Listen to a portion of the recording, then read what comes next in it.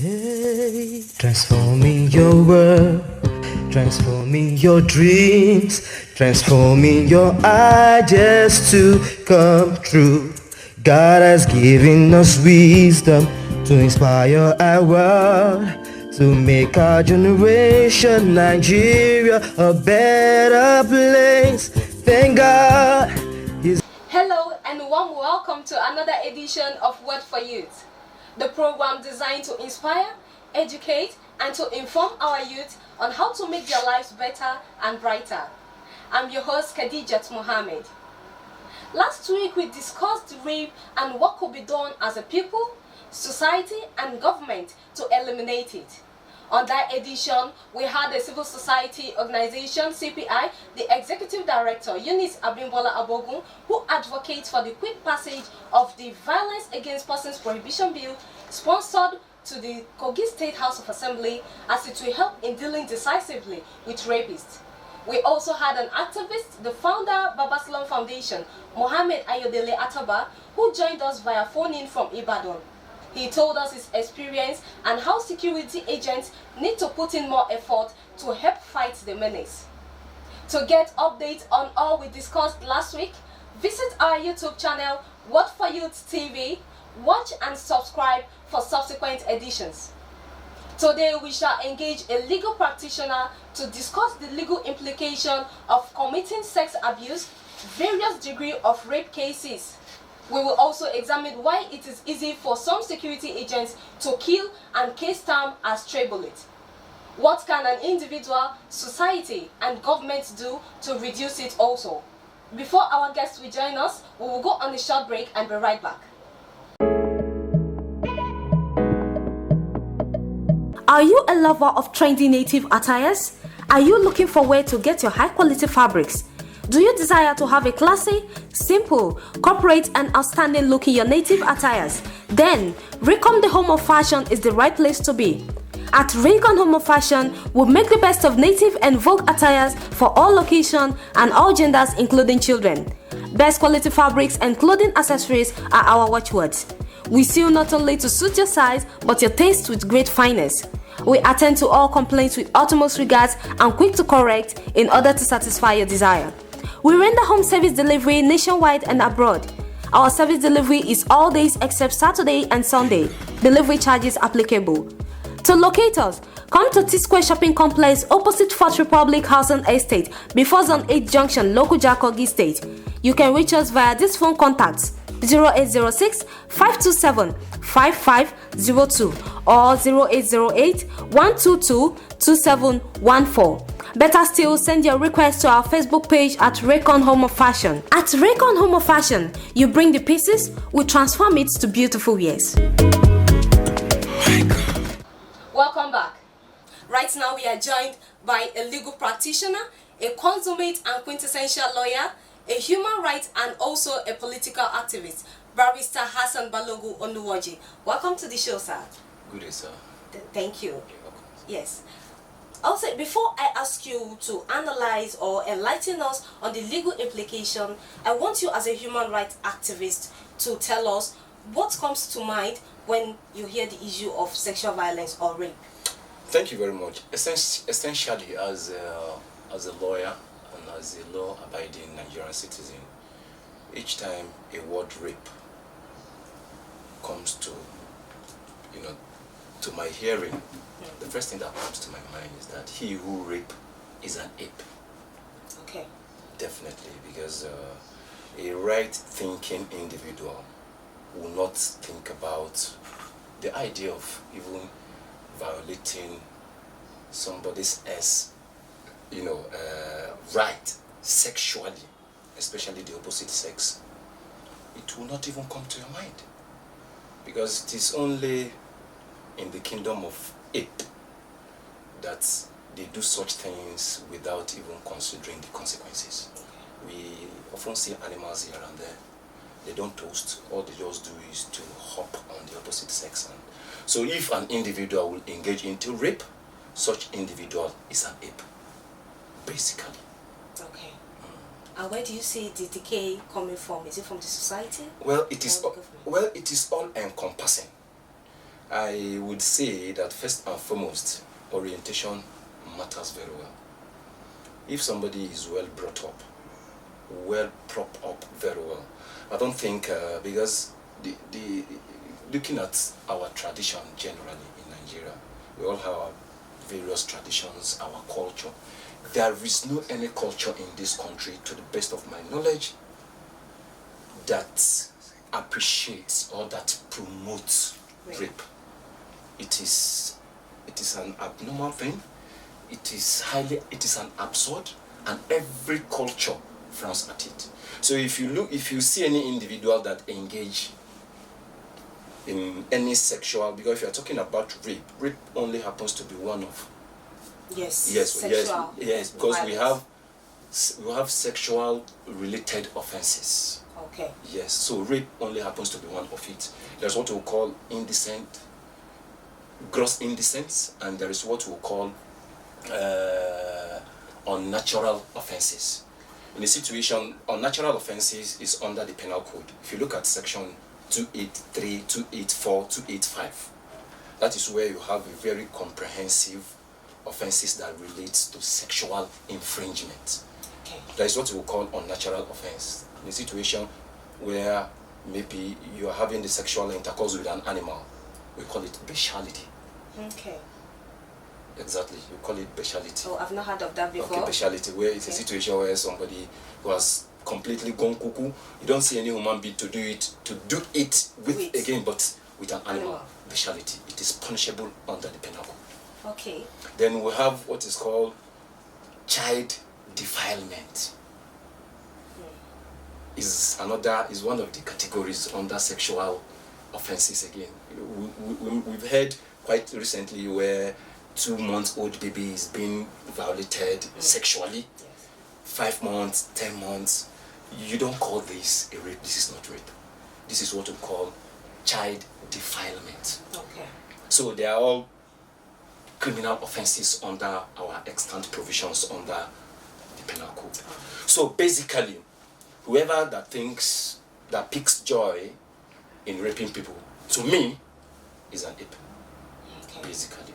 All right. Now you listed some of the sexual violence. Yes. And I want you to go down deep into it now, because the guest we had the other time talk of awareness. Yes. How are people aware of the implications of what they do? Because they say if some people know the consequences, they won't dare go into it. So okay. I want you to go in depth on the types or the forms of sexual violence we have and the punishment. Okay, thank you very much. Yes. The problem we've always had in this country is that like every 100 cases of rape reported or taken to appropriate quarters for adjudication, 98% of them will always fail. Why? 98% of them will always fail. One, this is due to the ingredients as enshrined under our laws. Because before, to us lawyers, if somebody has committed an offense known as rape, you don't just refer to that person as a rapist. Okay. No, you don't refer to that person as a rapist. But when this person has gone through the procedure, he has already been arrested, taken before the police, taken his statement, interrogated, prosecuted in the court of law. At the end of the day, being sanctioned. You understand? That is when you now refer to the person as a rapist. But we can say somebody is standing trial for an allegation of rape. It's good. All right. And that is why, as I talk to you now, we have a case that is pending before the court of law now, where somebody was alleged to have raped a person, and somebody has gone to the media to even say that this person is a rapist. And the person has gone to court now that seeking what we call libel suit. Yes, there is that allegation against me. Okay, I would like to go into that later, okay, but I just want you to tell us, you talk about child molestation, okay. You talk of rape, yes. What are the certain years given as jail time, or is there a death sentence? I just want you to analyze that for us before under the penal code, if you look at section 282, it defines what is rape. Yes. And it is punishable under section 283. Okay. Under the penal code, applicable in the northern Nigeria, as well as Kogi State here. Okay. Now, under section 283, it says that whoever that is found guilty of rape shall be imprisoned for life. Okay. That person is going to serve what we call life imprisonment.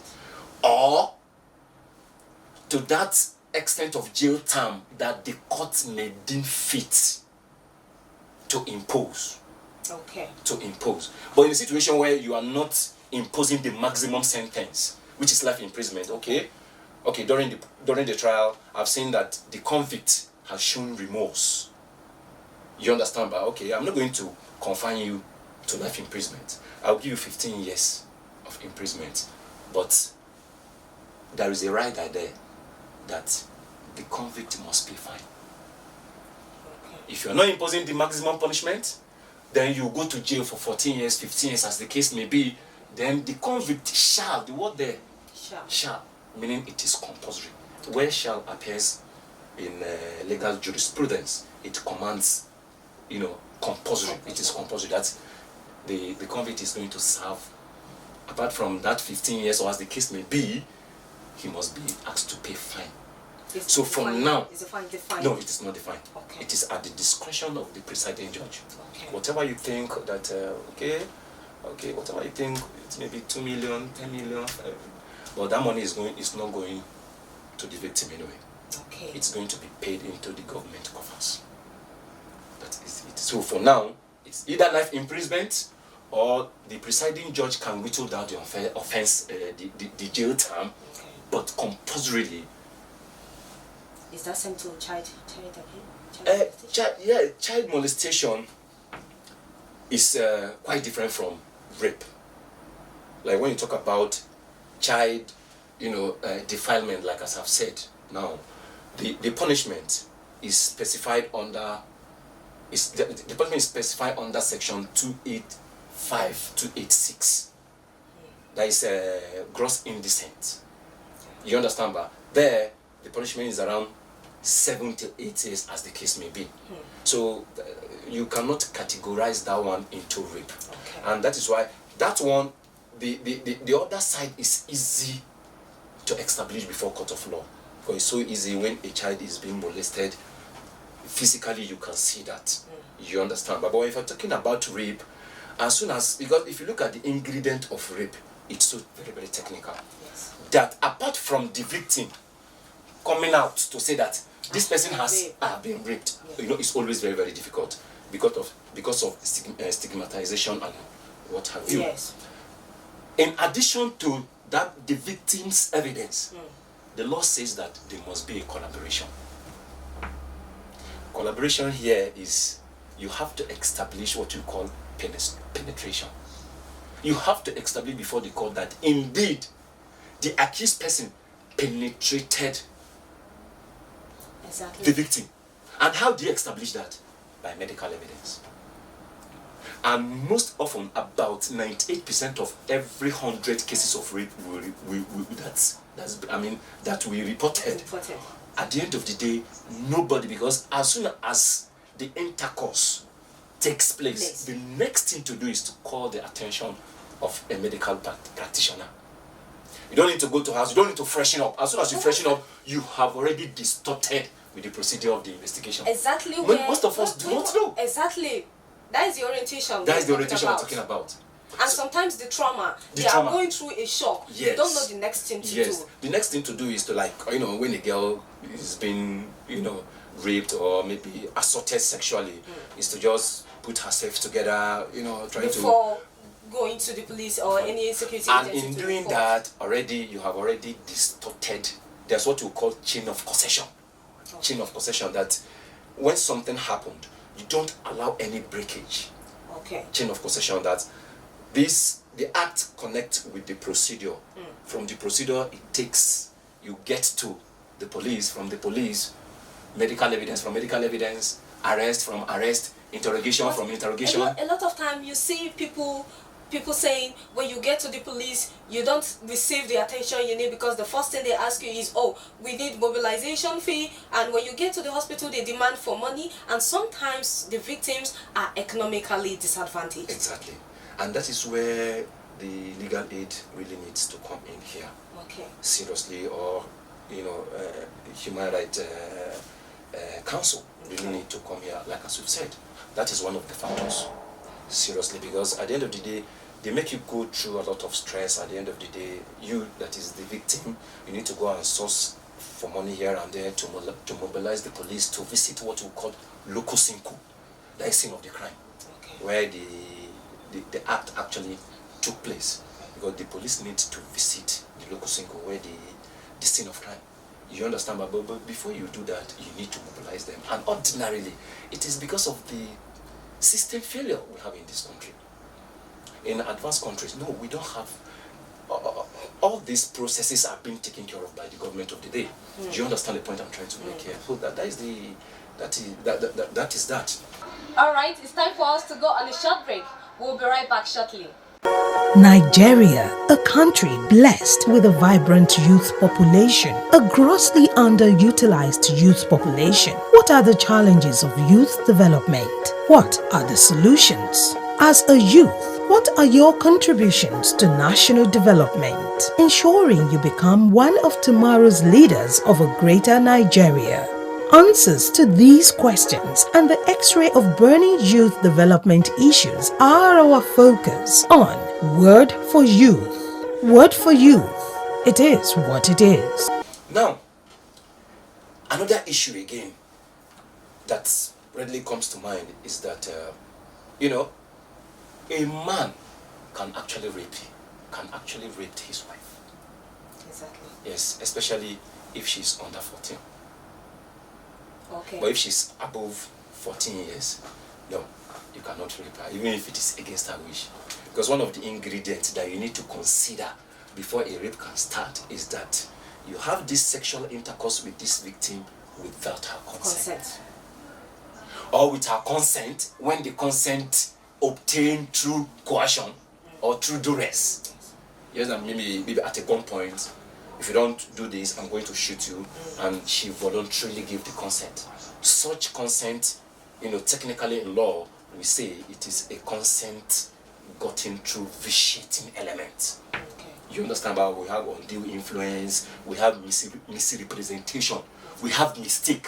It's another form of rape, where you go to sleep, maybe all of a sudden, NEPA or AEDC interrupted with electricity. Your husband now decide to go out secretly and ask another man to come in under the pretense that the man that has come in now is your husband. And at the end of the day have sexual intercourse with you without you knowing. At the end of the day, if the case come to the public, such man has raped you. Even though they would say, no, I did not force you. Yes, you did not force your way. But under a false misrepresentation that the person who had sexual intercourse with me is my husband. Okay. It is also a rape. A lot of criticism have come from activists, yes, that the criminal and penal code have a lot of lapses. Yes. Right now you just talk of penetration only, yes, to I would say to standardize or solidify the case or the evidence of rape. But there are a lot of sexual harassment that is different from just the penetration, exactly, that is not stated out in the criminal and penal code. Yes. Which makes the director of Amnesty International saying that Nigerian government is not doing enough to combat sexual violence.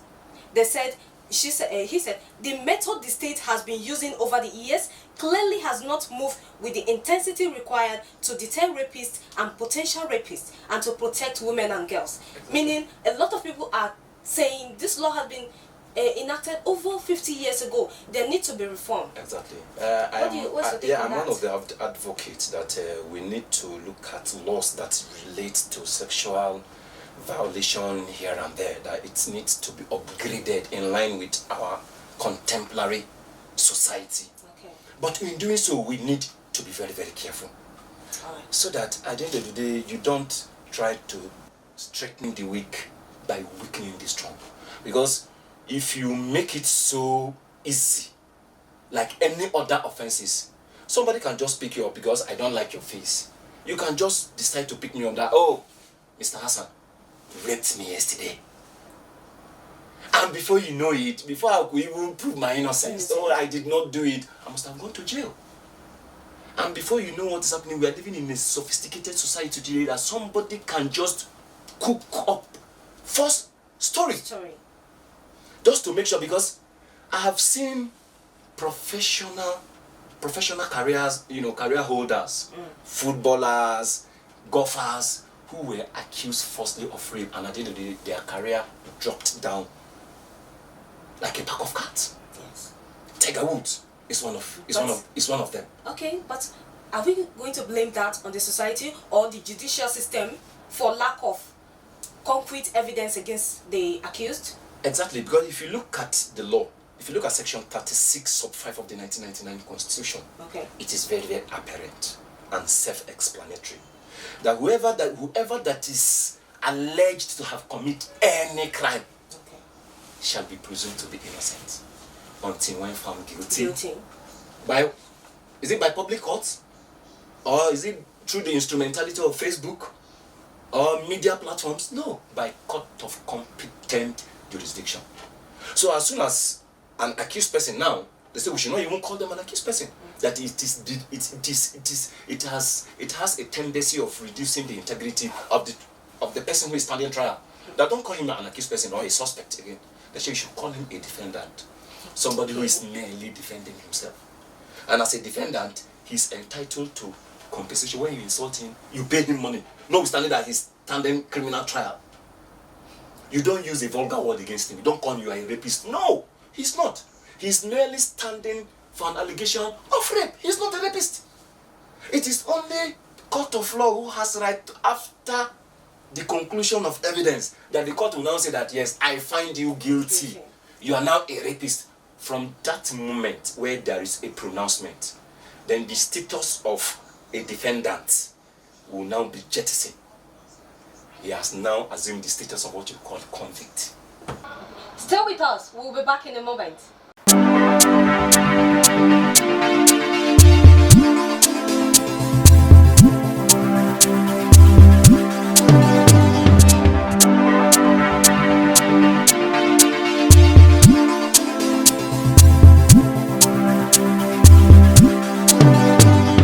You just talk about in 100 cases of rape, yes. 93 or 90? Yes, as 98% of them will fail. Because of one, lack of orientation. I'm talking about even the victim herself. From the moment she decides to freshen up, she has destroyed 99% of the evidence before the attention of the security agencies will even be called. And now these rapists go back to the society. There's no other way evidence can be gotten against them. What the law says is that there must be an evidence of penetration, and that penetration must be established through medical evidence. And the medical doctor or the medical personnel who is going to take the law stipulate that it has to be in a hospital recognized by the government, and the doctor who takes the investigation or the what have you, who examine the victim must be an MBBS holder. You understand about this? I once did a case like that. In reality, it was a rape case. I did all I could. At the end of the day, because the medical evidence at my disposal, when I tendered the same, the lawyer from the other side is a very crafty lawyer. He allowed me to tender the, even though I knew there was a fault in it, but there was nothing. I just wanted the accused person to go to jail because I was very angry. I tendered it. He didn't say that I should not tender. Oh, no. He allowed me to enter. Then when the document was admitted into evidence, he now used it against me. That I smuggled it in, that the court should reject it. That it was not from the general hospital, it was from a private hospital, that there is tendency that the result must have been maneuvered, and the person, the doctor who signed it, did not even put his qualification. MBBS, just say, Dr. Johnson. Dr. Johnson?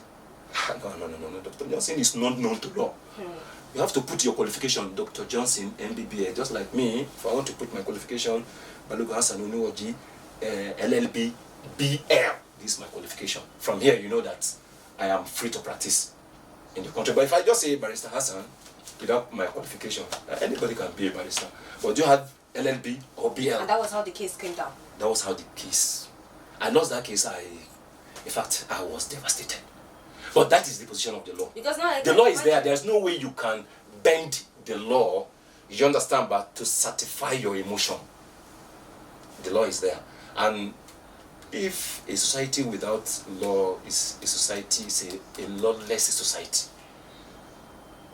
But whatever we do in this life, we should know that in hereafter, we are going to account. No, where we won't have lawyers or judges here and there. But in all cases, rape case is one of the cases that hardly see the light of the day. Because of this singular ingredient, proof penetration. Come and show it to us that this guy penetrated this lady now. And it does not only, apart from the lady, of course, the woman, if she's that person who is very strong, she can come out, yes, he raped me, this is so okay. The law says that there must be collaboration. Apart from her evidence, is there any evidence outside her testimony?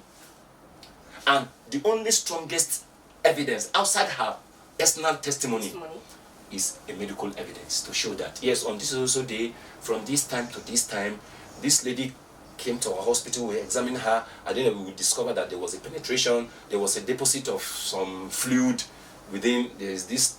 And there are even reports that rape kits are not available in Nigeria, which is supposed to be the first aid kit they run for a victim the first time. Except that angle of the law is amended. Okay. And where if we decide to amend it, then it will be easier for mischief makers again. Because if you say, okay, let us abrogate production of medical evidence. But is it not better that somebody should just come? This person has raped me. You bundle that person, take that person to the prison, and that person will be conscripted into prison for eternity. No. If you say somebody has raped you, because the bigger offense that is bigger than to rape person is to accuse person falsely that somebody has raped you. This is because if somebody has come to me now that, Barrister, this person has raped me, the first question I ask you, Madam, be very, very sure. Because if you take this person to court, the case fail, you have to pay through your nose to pay this person. This is the danger. Where you have come to accuse person to the public, oh, Mr. A has raped me. He is a rapist. At the end of the day, a court of law exonerates that person. You may end up paying this person for your entire life. So I think this is where the danger is. I think the loophole is really, really big. I'll say big. This time around is not just a loophole; is a conduit pipe. Yes. Because look at. Probably you must have come across trending case now against this Uti Nwachukwu. That was Big Brother winner about some 7 years ago. A lady from just nowhere accused Uti that Uti raped me about some couple of years back. And the publication went viral over all social media. Okay. The next thing Uti just did was to contract his lawyer, please sue this lady. And this lady is standing for a light bill suit of close to 500 million. It could be true, it could be not. Okay. But the fact is that you have already portrayed this guy to the general public. He's a star, a superstar. You have already portrayed him before the public as a nobody, as an ape, based on the definition I have given. All right. Now, but if in reality he did not do it, because the law is very, very certain, the law is sacrosanct. The Supreme Court of this country, has come to, resolve that it is better to allow 50 criminals to go scot-free. It is better than to punish an innocent soul. Instead of punishing an innocent soul who did not commit any crime, instead of punishing him, allow 50 people who have committed offense to go free. It is better in the eyes of the law. than to punish an innocent person. So we now see a new twist in the issue of rape, where the rapist rape and kill the victim. Is this now a way to hide, I would say, to destroy evidence against them? Exactly, because if you really look at it very well, and that is why when we were in school, we have a criminal law lecturer who, when he was taking us criminal, especially theft, he said, if you are in a public and somebody put his hand in your pocket, probably to do away with your wallet, Yes. don't deter the person, don't deter him. Because by the time you deter him, or you, in the process, you apprehend the person, you can no longer establish theft. But the best you can do is trespass to person. Because if you look at the ingredients of theft, you have not exhausted. Because first and foremost, if you see somebody has made away with your property, one, the first thing you look at first and foremost, the property in question. Does it belong to him? No, it does not belong to him. It belongs to another person. Yes. Was that property under a proper custody? Because if you decide to put your handset outside and I'm passing by and I pick it, that is not stealing, because that handset is not under proper custody. Before something can be a subject matter of theft, it must be hidden. You must hide it. You don't put it outside. Even where the person has put his hand in your pocket, has picked up the wallet, still standing. Because the last ingredient is that after taking it, the person has moved from point A to point B. That is when you can the full ingredient of theft before you can establish it. That is how it is applicable to all the criminal offenses in Nigeria. If we want talking about, because like as we said, we have what is called adultery by man.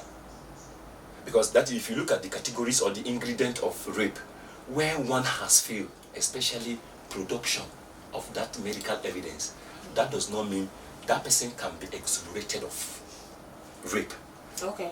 But you now look at what other offenses, what other ingredient that has succeeded or that have gone in. Okay. If it is, that's what you call indecent assault, there's a way you assault person indecently, or there's what you call adultery by man, where you know very well that this woman is married. You understand, but you decide to still go and do the thing. At the end of the day, if the court is unable to agree with you because of the absence of medical evidence, it can drop down to, well, in that situation, it is the man, the husband of the woman, that will be the complainant, not the victim. Okay. Where the victim complains to the police, the case will still fail again. So these are the intricacies. That is why I said only 2% of every 100 cases of rape. So succeed. are all this not bottleneck? Yes, they are, but you know, the drafters of our laws are very, very intelligent. They don't want to create, they don't want to just create that. It's just like you don't want to create avenue to punish an innocent person, but Simple. you are in a way or making the perpetrator procedure a little bit hectic difficult. So except we look at our relevant laws, especially those ones that are outdated, let us see how we can, amend them in line. Like if you look at it, because another COVID-19 will have now is this rape case. They say work from home. And as the saying goes, an idle mind is a devil workshop. This is a man who has been going out here and there to hustle. You now say that he should stay home, no problem, because of COVID-19. Our ladies that I usually go to school, they say no, school closed down, stay home.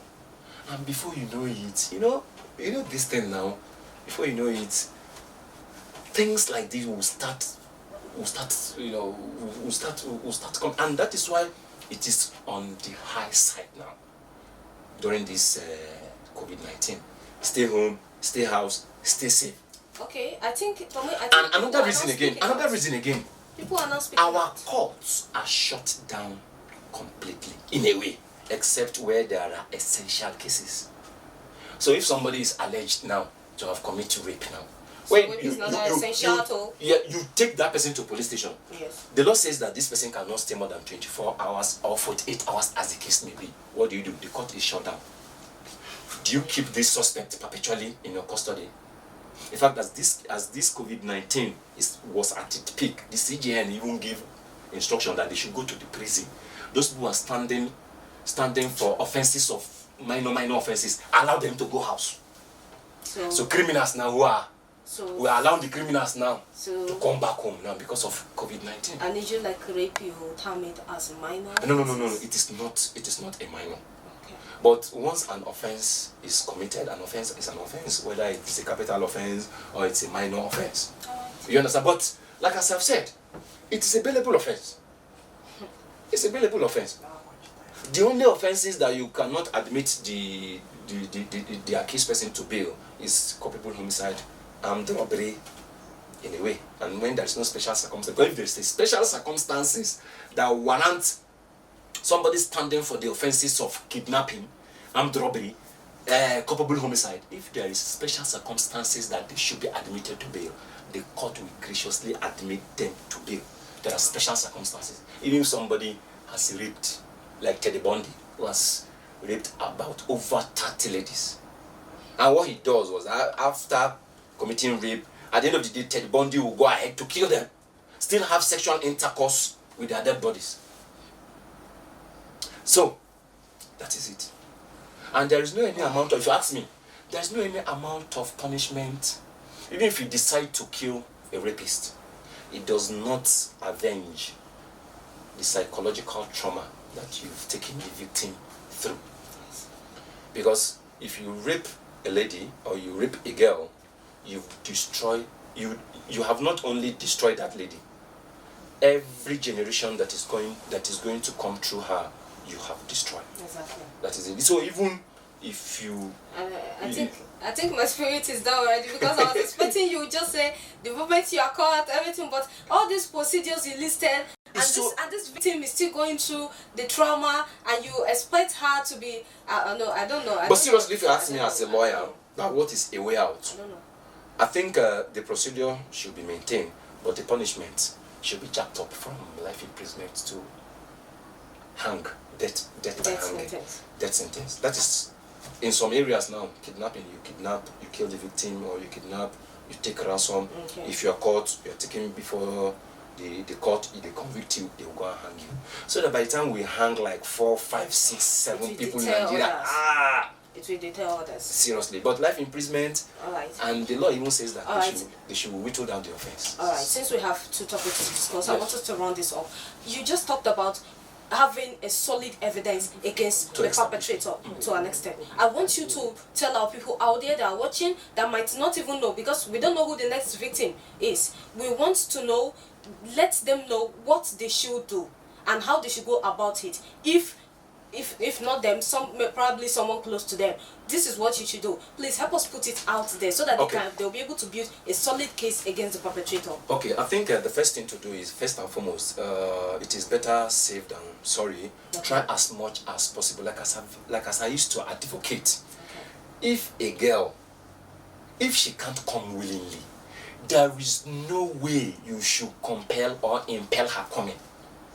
Let her come willingly. If she said, I'm not coming, try as much as possible. If you don't have anything to do with the person, do it. In fact, don't try to be in an exclusive area with that person. Don't be in an isolated area with somebody who can, overpower you. Okay. And where unfortunately, the unfortunate thing happened, the first point of call is to report to the police.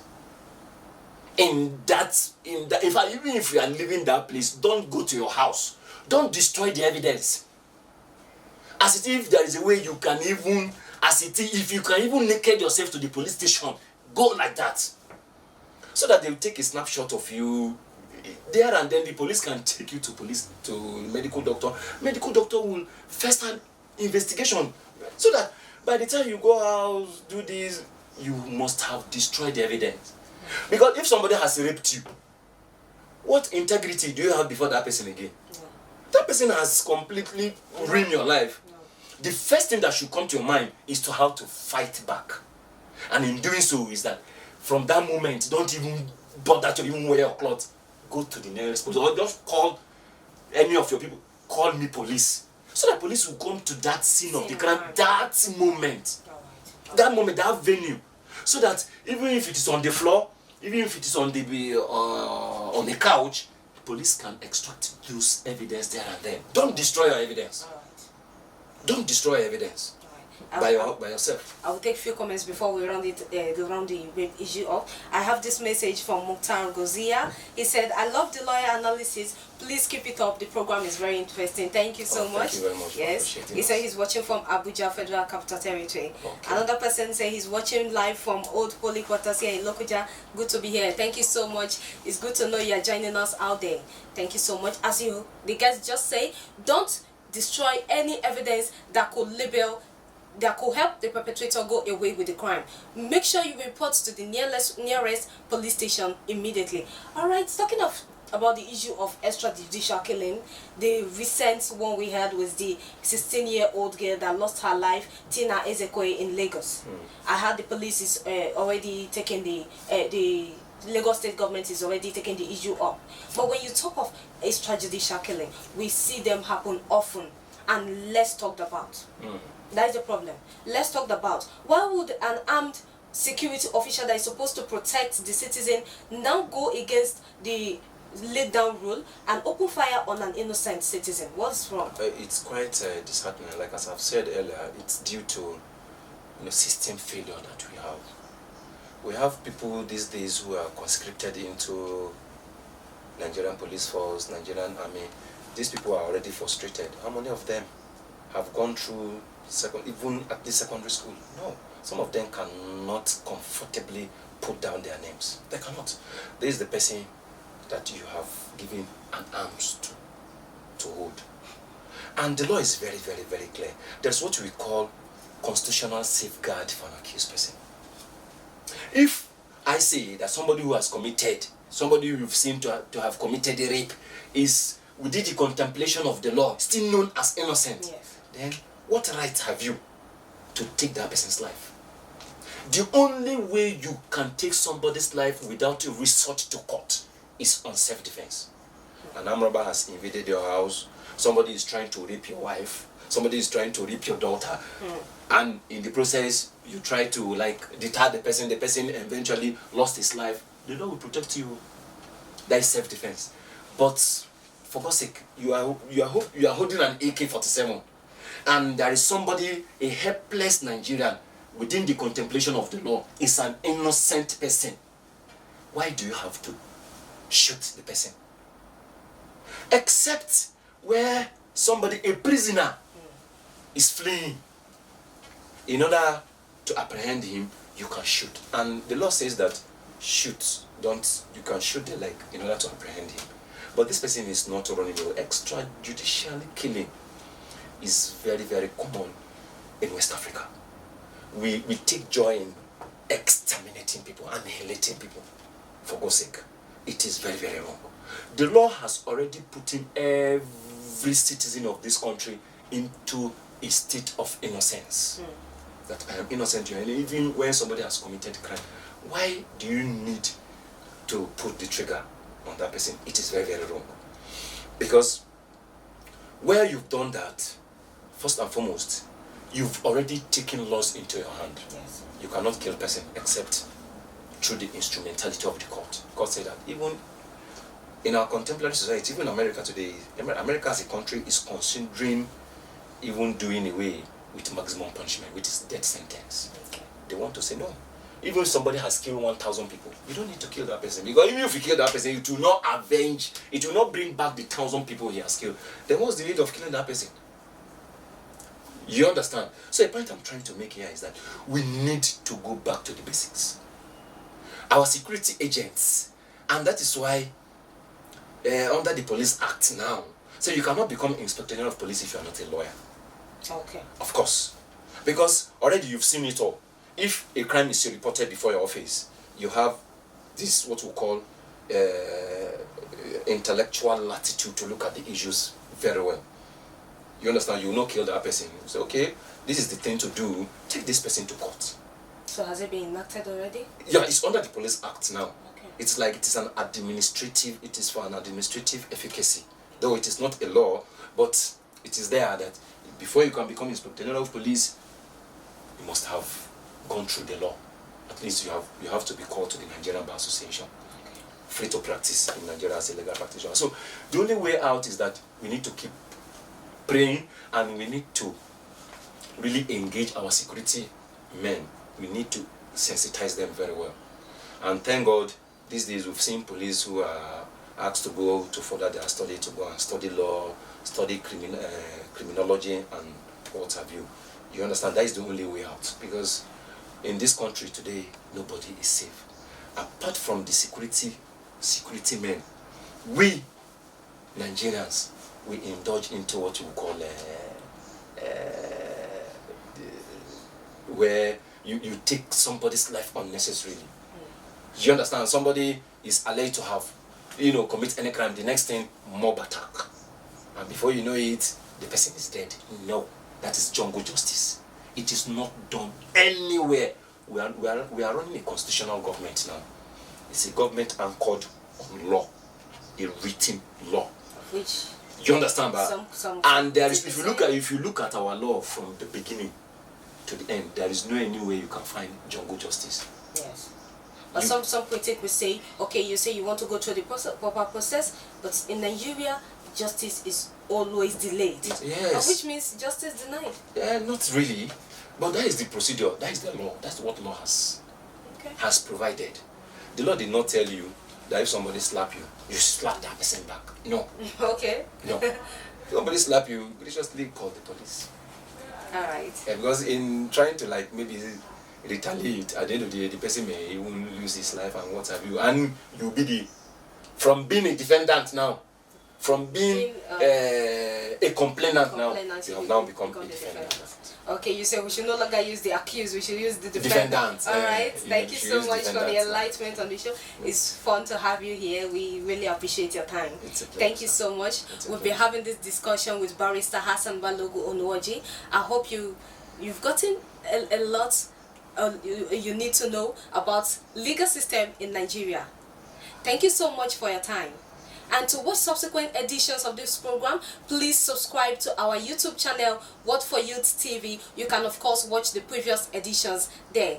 Thank you so much. I remain your host Khadijat Mohammed. Until I see you next week, goodbye. Hey, transforming your world, transforming your dreams, transforming your ideas to come true.